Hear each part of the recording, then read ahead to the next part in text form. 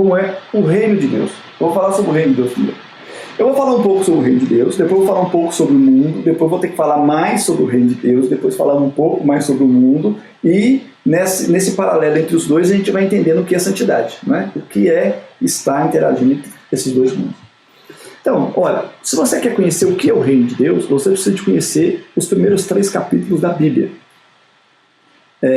O pastor Nival está dizendo aqui que ele está em São Paulo agora. Um grande abraço para você, meu querido, né? Mas eu acho que quando eu conheci você, conheci na rede social, né? Você me ajudou muito, uma bênção na minha vida.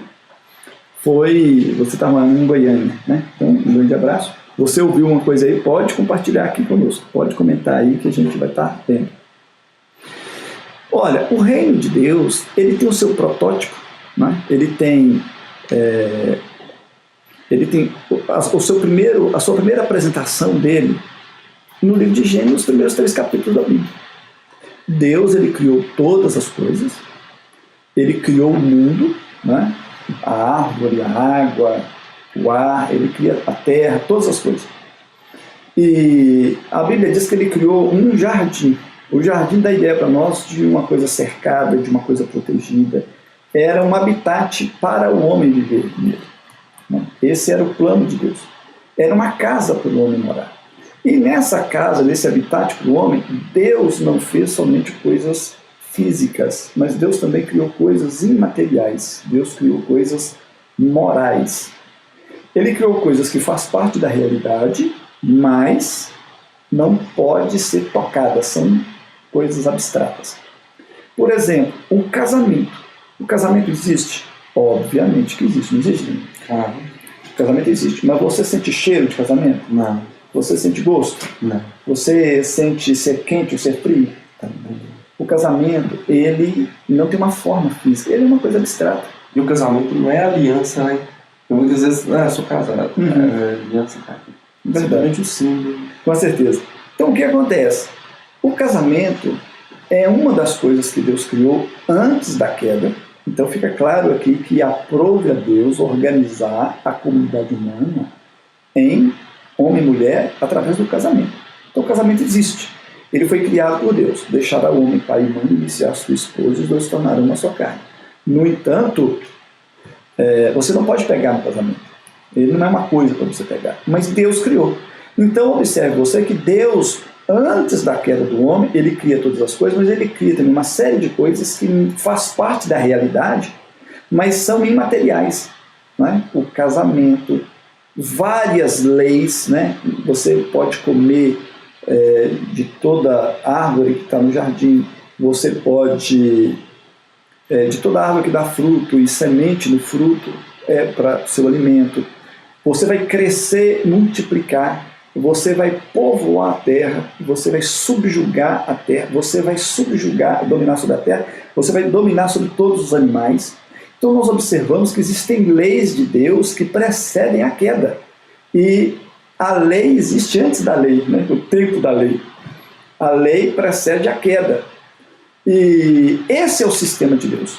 O que é esse sistema? O sistema é o seguinte: toda vida humana girava em torno de Deus. Se você perguntasse para Adão, por que você casa? É porque Deus mandou casar. Por que você vai multiplicar e encher a terra? Porque Deus mandou. Por que você faz o que você faz?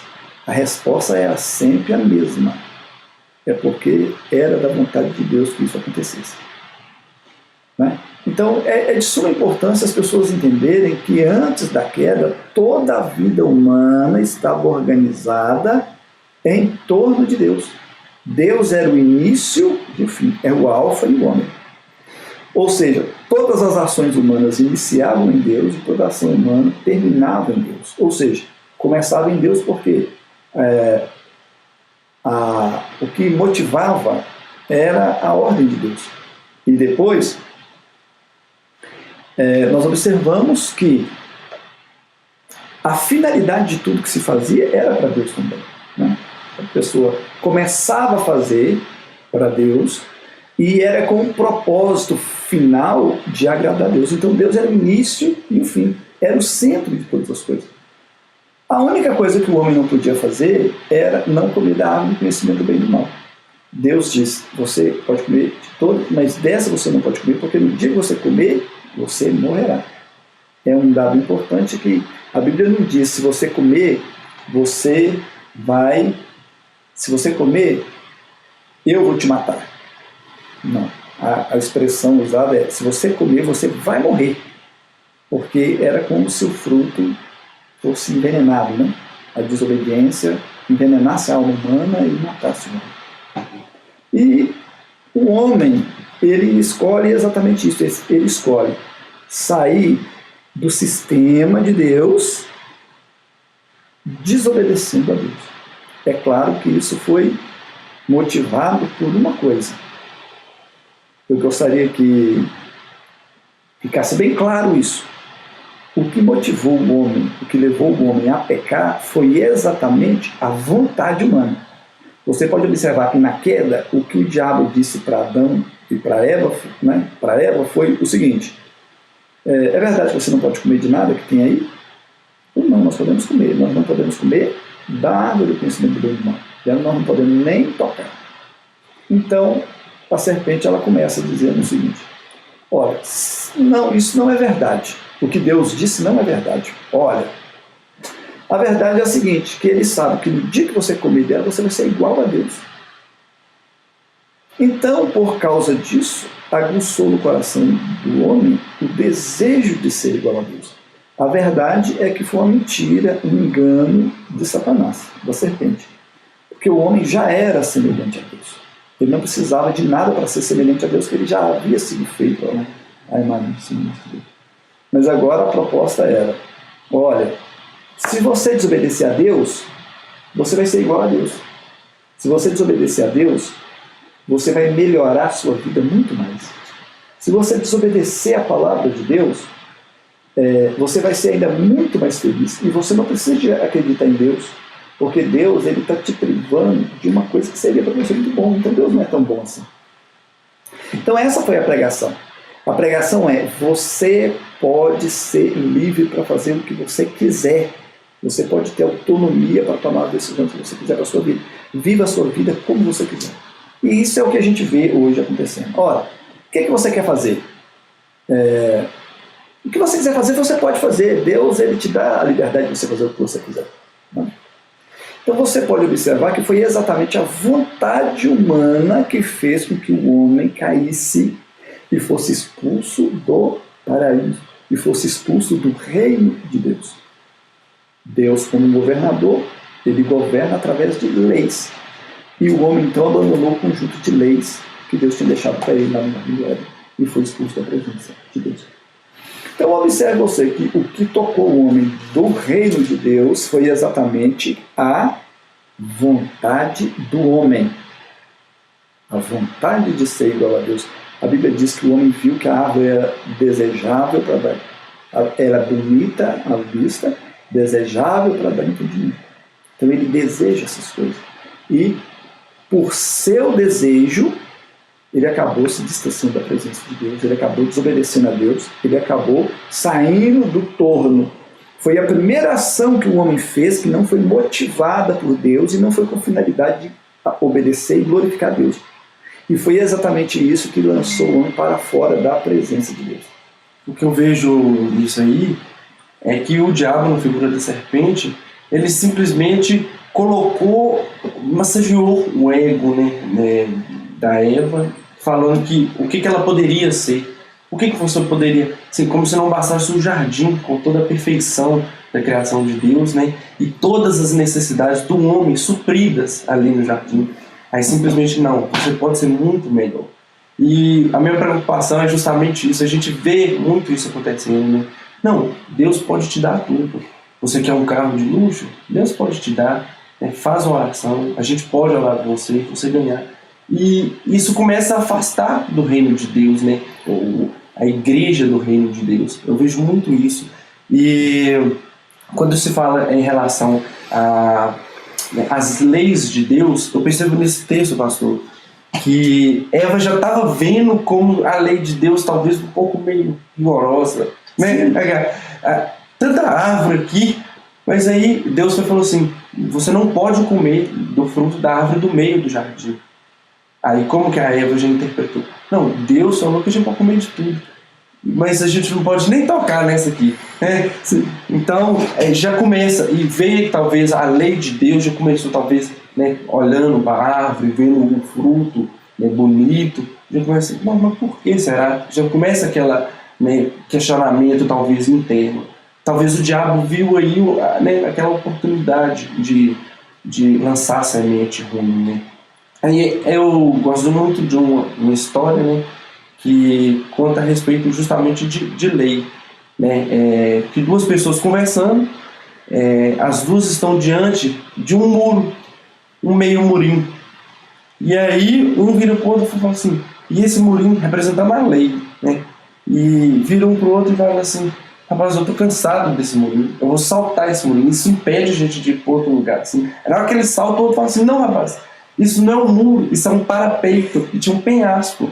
Né? Então, simplesmente, a lei de Deus, a gente pode ver dessa forma. É justamente para proteger a gente, né, de acontecer igual fez com o homem, né, no início, que é esse morrer, né, no caso espiritualmente. Não, olha, e essa história que você contou, ela é muito interessante e ela é muito atual, porque, na verdade, o que as pessoas pensam hoje em dia a respeito da palavra de Deus, a respeito da lei de Deus, é exatamente isso, que a lei de Deus vem para me privar de ter prazeres nessa terra. Não é isso, meu querido, não é isso. Na verdade, a lei de Deus ela foi dada para proteger a sua vida da morte. É para proteger a sua vida do sofrimento. É para isso que a lei de Deus existe. Fora do mandamento de Deus, fora da lei de Deus, existe morte. Né? Nessa história que o rapaz estava querendo, esse está me privando, eu não gosto desse parapeito, dessa cerca que está me privando. Não era uma cerca, era um parapeito. Para evitar que o indivíduo caísse lá embaixo, no abismo. Assim é a lei de Deus. Quando Deus disse para Adão, olha, você não pode comer dessa árvore, porque se você comer, você vai morrer. Você vai se tornar uma criatura incapaz de assistir na minha presença. Olha, meus queridos, uma coisa que... Pode vir, Marcão. Ele está lá.